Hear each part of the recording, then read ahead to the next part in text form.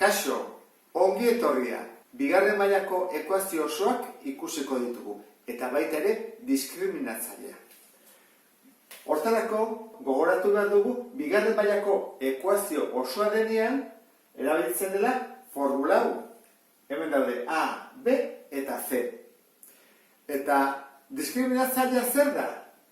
Triangelutxo honekin atatzen da, B berdik lau AC. Hemen barruko hau.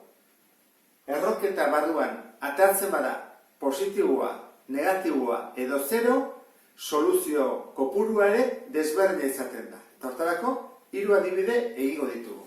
Lehenengo ekuazioa hau izango litzake. Bigarren mailakoa da. Honengatik, izan berbi dugulako. Orduan, zer egiten da parentesiak eta izendatzaileak ez ditugunean? Denak, gai guztiak ezkerreko atalera eraman.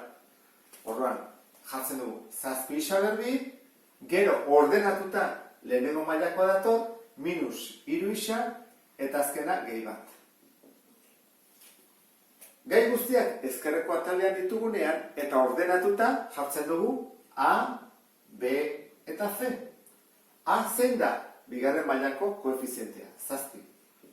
B, lehenengo mailako koefizientea, minus 3. Eta C, gai askea, bat.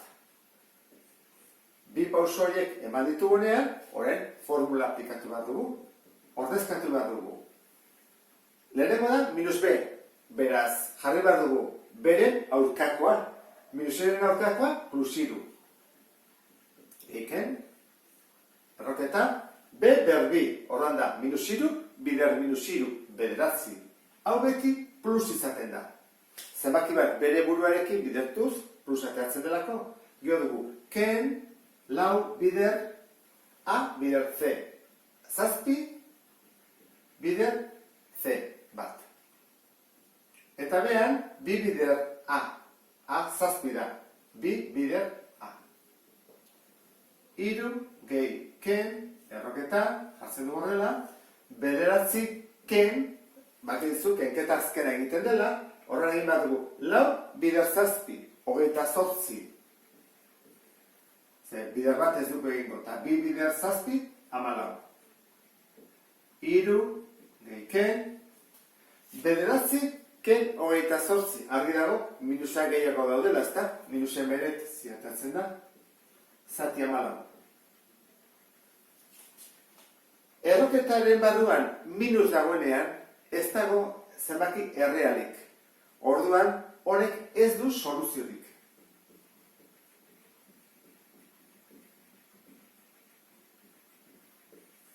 Ez dugu jarraituko, ezin dugu jarraitu.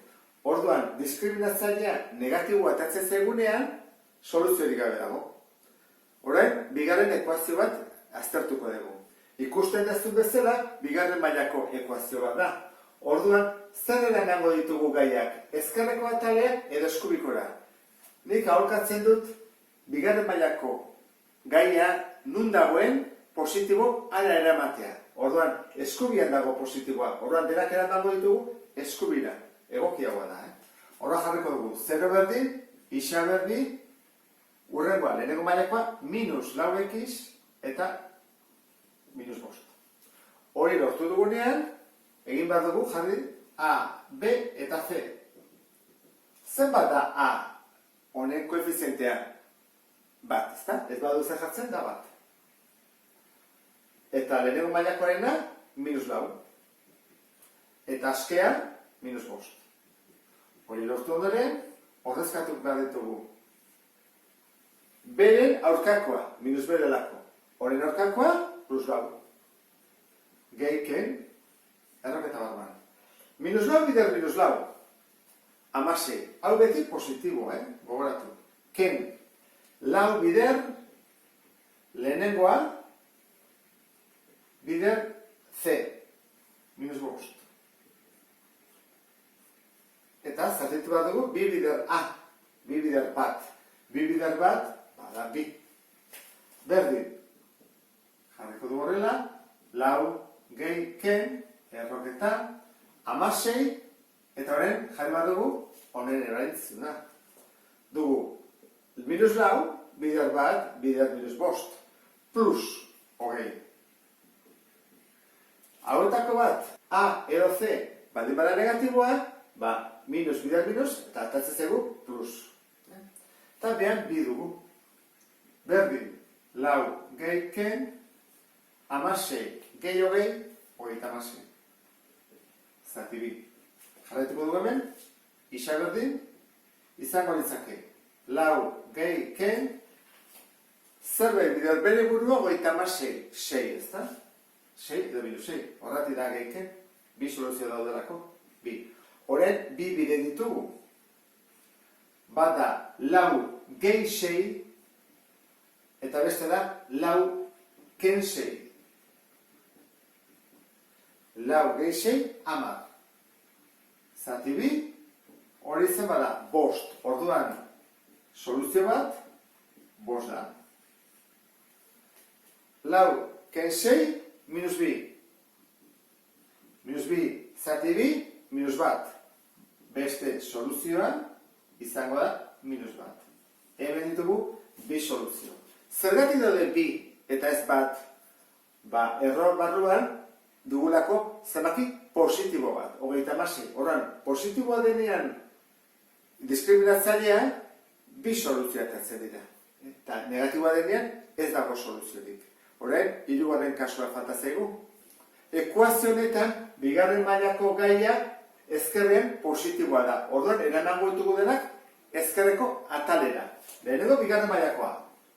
Gero, lehenengo mailakoa eskubian dagoela, pasatzeakoan ezkerrera, minus 8, eta azkenekoa da, gehi 16, berdin 0.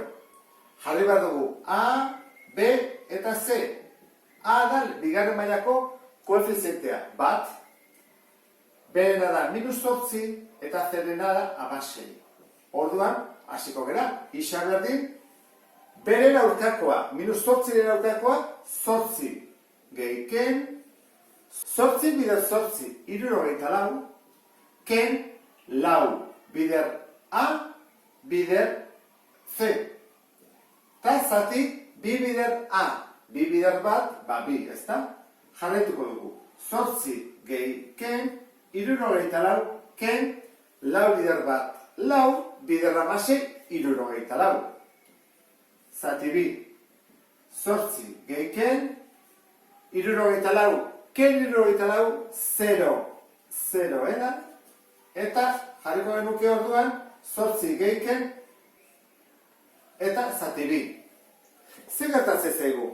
Nik bi bide hartzen ditu dela, eta egitea 8 gehi 0, edo egitea 8 gehi 0, berdina dela. 8 erdi gelditzen zaigu bietan, eta bietan da lau. Beraz, isa soluzio bakarrekoa da, lau. Eta zergatik da soluzio bakarrekoa? Diskriminatzaileak ateratzen zaigulako 0. Orduan gogoratu.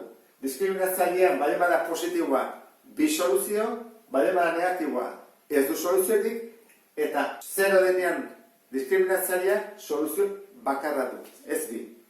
Eta honekin ulertu duzulakoan, beste bat arte. Agur!